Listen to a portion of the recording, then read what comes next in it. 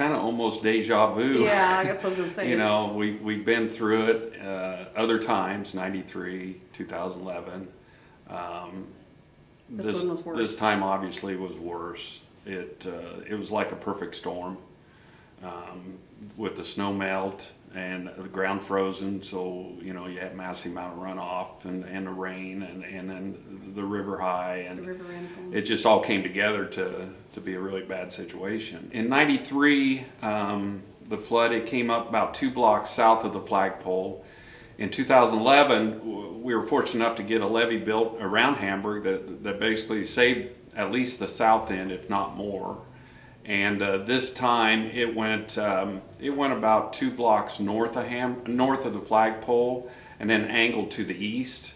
So basically, it cut off. It took about 2/3 of the town this time.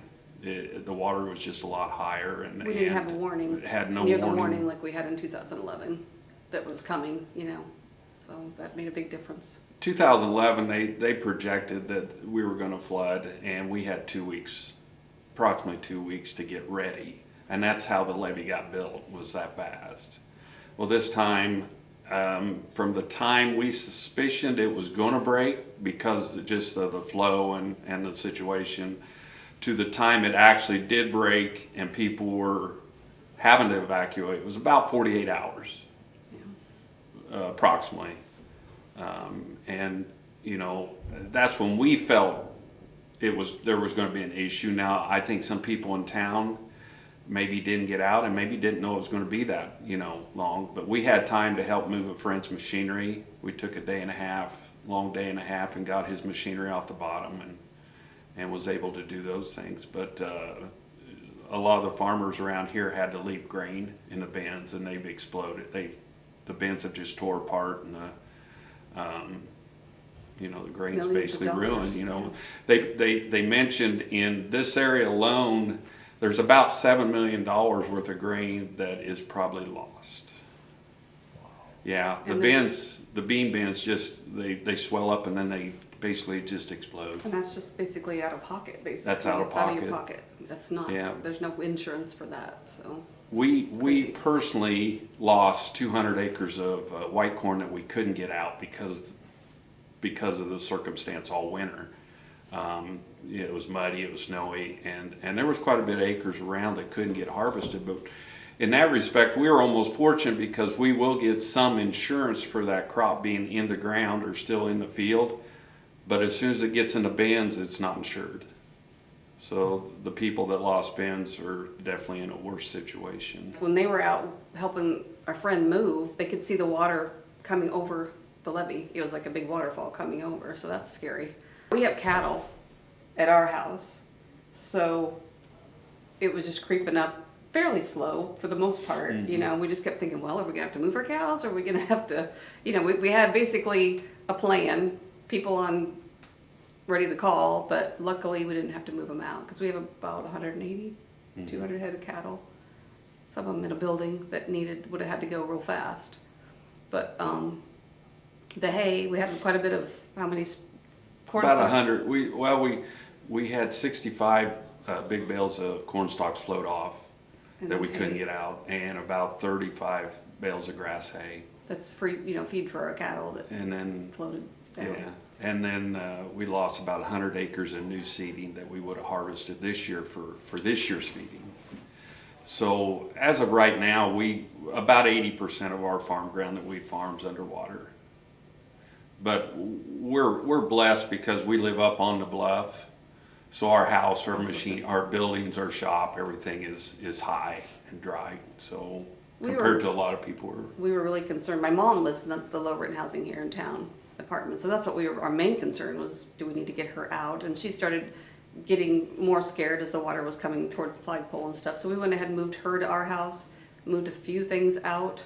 Well, then we had a call late one night that the water was boiling up through the sewer system. And it was, I mean, I hadn't moved her car and it was up to the door.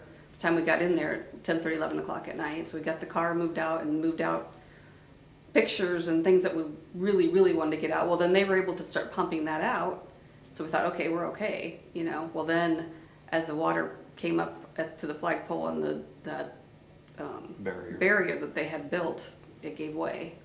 So we got a call early one morning, said, if you want to get anything, get in here now. And by the time, 20, 30 minutes, the time we got in here, it was coming, it was right at the street level. And we went in, it was probably 20 minutes. It was coming almost in the door.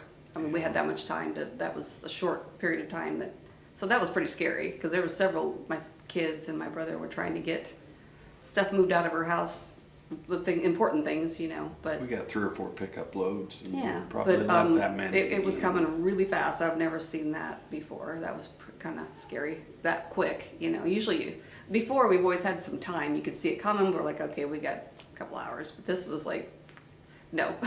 It was there, because I was back in the other room and they're like, we got to go now. And I came out and it was just right there. It had moved that fast. So that was scary. Obviously, it's tough, but yet it seems like it brings you together. Yeah. It really does. I mean, the older people, we worried about them because they're Yeah. unable to get out by themselves and stuff. But a lot of them, they lived up higher. I think Yeah. we were able to get Virginia and get the ones that needed to get out. My mom. But yeah, it's brought us all as a community, that all the churches together. We had church at the school last Sunday, which was awesome.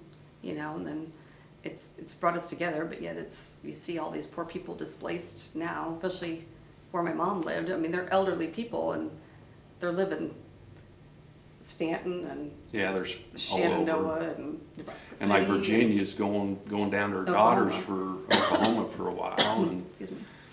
probably the hardest thing for me is watching the people that went through it in '93.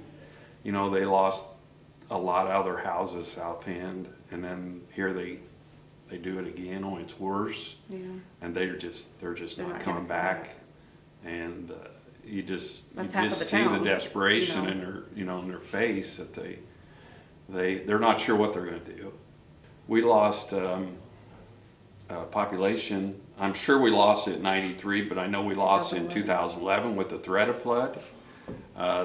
Because a lot of them they had to move out even though it didn't get wet, and a lot of them went to Nebraska City, some of them to school and different Shenandoah, places. Sydney, they all- And it's going to happen again this time. And we lost quite a bit of it. So Because we just don't have enough housing from here north to compensate for the loss we had down south. So they've got to go other places right now, and that's sad. yeah, because they don't know what we're gonna do. That would be frustrating. Like I said, we're lucky that we live higher up. We're Yeah. just our livestocks and our friends and stuff, but we're fortunate. So Well, obviously we need prayer. yeah. Yeah. And it's a good feeling that people care. I mean, that, you guys are all here, so.